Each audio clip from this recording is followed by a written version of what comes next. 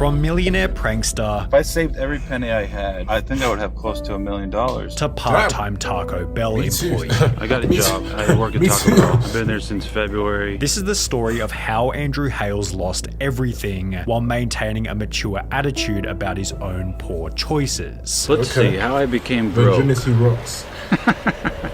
His channel, going by the name of Lorf, blew up unbelievably quickly during the early days of YouTube. Within 2 weeks of posting his first 2 videos, they'd gained more than 60,000 views each, and it's really no wonder why. The ideas were unique, funny, and enticing, which when combined with Andrew's mellow yet relatable personality, made for incredibly entertaining content. On top of this, Andrew was able to develop his own style, where every interaction was confident yet simultaneously awkward, with these reactions being so entertaining that Andrew ended up on the news after posting only 9 videos. What would you do if a total stranger came up to you in public and tried to hold he's your an hand? OG. Well, a group of guys found out and posted the results on YouTube, and now it's gone viral. The video in question was simply titled Holding People's Hand, and it would gain over 5 million views in only 3 weeks, which when combined with 2 other viral videos titled Awkward Elevator and Actually Picking Up a Girl, Lorf was able to achieve over 500,000 subscribers only 12 months after posting his first video.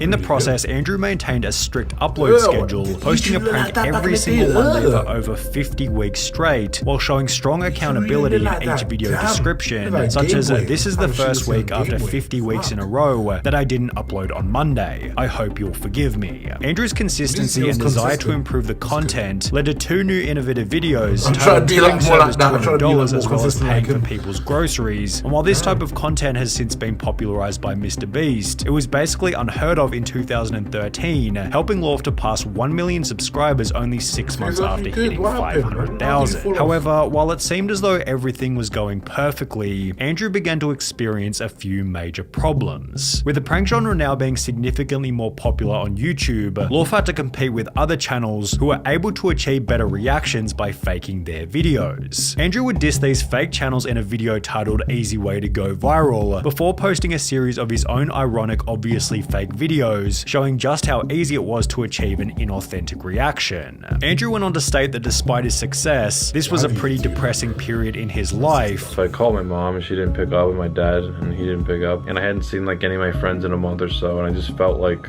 no one cared about me.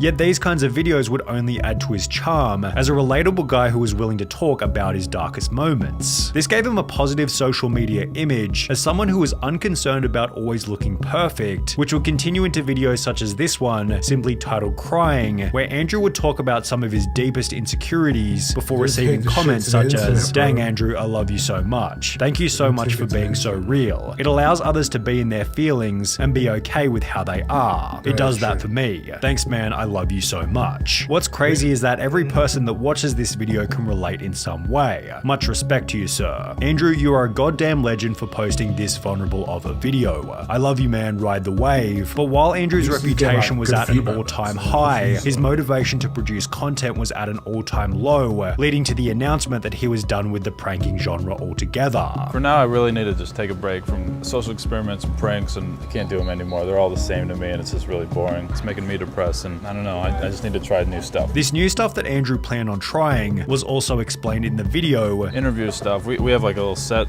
up in my apartment now. We're gonna try this Jimmy Fallon Between Two Ferns type thing with YouTubers, models, or whatever. With the teased interviews eventually becoming a series by the name of Chatting With. He began by talking to other YouTubers. Let's be real, it is good that he's changing. Like, if he doesn't like doing pranks, you should switch over to something that you enjoy and love. Because how is pranking making him cry like that? Doesn't really make sense to me. It might be like because he realized like most of his videos are like fake, so a lot of people are clocking on, so maybe the views might drop. But at the same time, if you love doing that, you should carry on doing it. But if it's a thing where it's like it's not like keeping up to your standards, yeah, then cool, leave it. Such as That Was Epic and Cody Ko. However, the real success began when he'd interview increasingly unique humans, such as chatting with a 400+ day Fapstronaut, chatting with a flat earther, and chatting with a 23-year-old stock trading millionaire, each of which helping Andrew to earn $250,000 in 2018.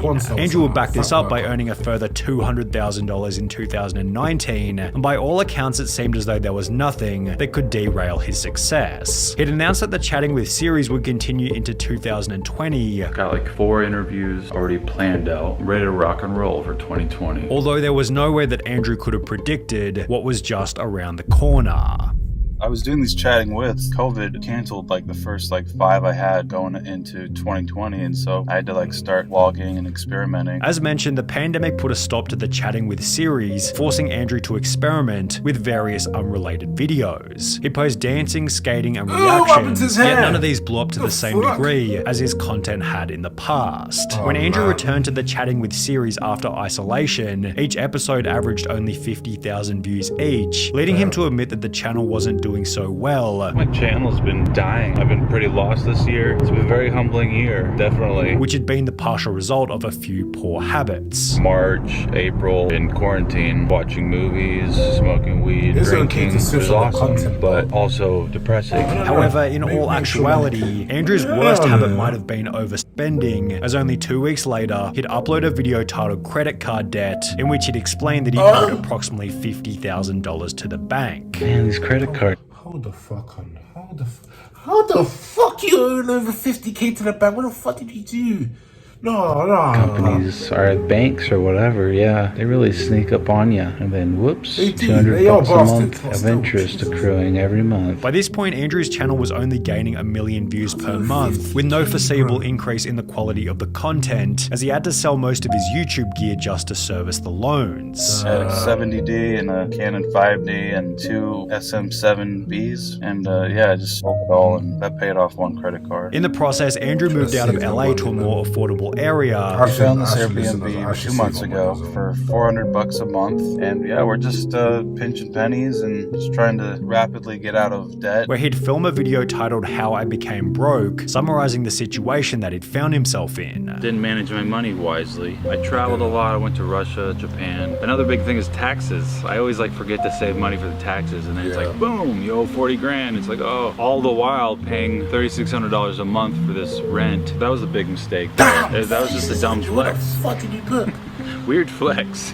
I didn't know what I was doing. On top of managing his money poorly, Andrew would add that he'd become complacent. I partied too much and I got lazy and less focused and didn't upload as much. So I had 10 grand coming in a month every month for hardly doing anything, and YouTube kind of just spoiled me, and I don't know, I guess I thought it would last forever.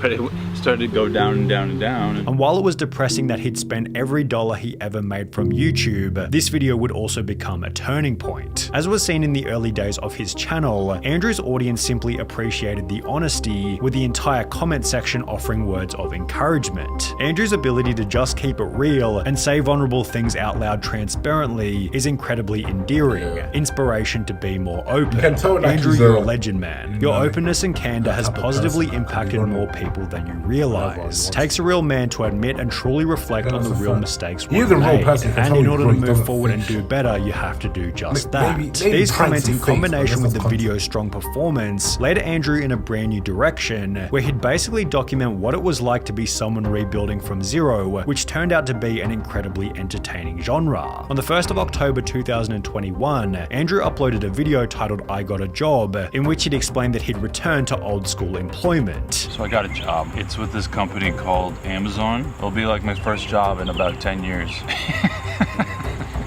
And I'm actually kind of excited. However, That's while pretty Andrew cool. seemed excited about his new position at Amazon, it didn't take long before he was already talking about quitting. Night the 3, fuck? it started to become less fun. Yeah, so I don't know how much longer I'm gonna last. It took only a month before Andrew confirmed his resignation, Nigga, Amazon's oh hard. my I couldn't. fucking days. after which he tried DoorDash and Instacart, yet the pay was somewhat disappointing. All in all, it took about almost 3 hours. I made about 22 bucks. Andrew knew what he needed Well, to do. but- He had to return to What do you content expect? with a No, new let's be real. What do you expect? People that work 9 to 5 have to go through this. I don't know why you're complaining about work from. People that have been working 9 to 5s their whole life. They do this every day, so I don't know why you're complaining. I'm confused why you're complaining. What you can't work at 9 to 5 because it doesn't make sense to me. How can you complain about working a 9 to 5 when people do this every single day? You quit a job after a month. People have been doing this their whole life, 10 years. I do get it. It's long, but it's money. Money's money. If it helps you pay the bills, money is money. Why do you have to quit a job because you don't like it? No one likes that job. Let's be real. Not a lot of people like that job, but they do it because it makes them money.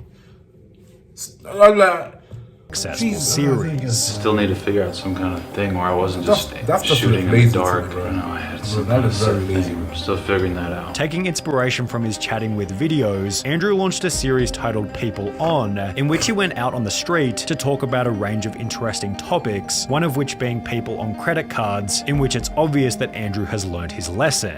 Do you feel like credit cards are a good or a bad idea? I think they're a bad idea because nobody's taught how to use them. I agree. The series is yet to rival his previous work in terms of view count, yet the idea has a lot of potential, with some of his fairly basic episodes having achieved almost 200,000 views. That's good. With a bit more Views are effort, getting the higher. series could easily do over 500,000 views per episode. However, until then, Andrew seems pretty content with his new position at Taco Bell. I got a job. I work at Taco Bell. I work the drive-thru. Wicked easy. Love my boss and my coworkers. See, It's all better. very chill. I work Wednesday, Thursday, and Sunday. It's just a side hustle. I'm still doing YouTube. Andrew even I'm stated glad, that that's this good. wasn't the first time that this changed kind your of life thing has around. See, you happened. could be- I've done this Become like broke, 2 or you 3 become- times, and then I just eventually get out of it and get rich again. So surely he'll be Okay, able to don't do that. rebuild it. Don't do that. Don't flex, because you know, just be humble with it. Don't say get rich again. Just be humble with it, because you can easily go back in the same position that you were in before. You just have to be humble with it. But I'm glad that he's doing that. He's not, you know, at the point where he was from before, but which is progress.